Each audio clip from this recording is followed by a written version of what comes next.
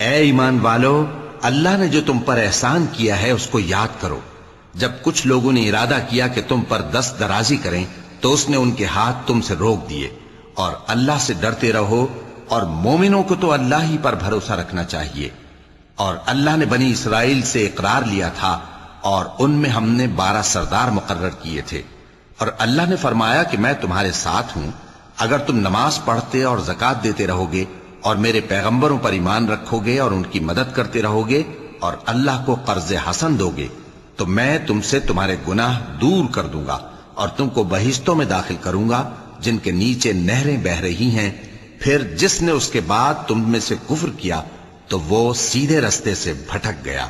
پس ان لوگوں کے عہد توڑ دینے کے سبب ہم نے ان پر لعنت کی اور ان کے دلوں کو سخت کر دیا۔ یہ لوگ کلمات کتاب کو اپنے مقامات سے بدل دیتے ہیں، اور جن باتوں کی ان کو نصیحت کی گئی تھی ان کا بھی ایک حصہ فراموش کر بیٹھے، اور تھوڑے آدمیوں کے سوا ہمیشہ تم ان کی ایک نہ ایک خیانت کی خبر پاتے رہتے ہو۔ سو انہیں معاف رکھو اور ان سے درگزر کرو۔ اللہ احسان کرنے والوں کو دوست رکھتا ہے۔ اور جو لوگ کہتے ہیں کہ ہم نصارہ ہیں، ہم نے ان سے بھی عہد لیا تھا، مگر انہوں نے بھی اس نصیحت کا جو ان کو کی گئی تھی ایک حصہ فراموش کر دیا، تو ہم نے ان میں قیامت تک کے لیے دشمنی اور کینہ ڈال دیا، اور جو کچھ وہ کرتے رہے اللہ عنقریب ان کو اس سے آگاہ کر دے گا۔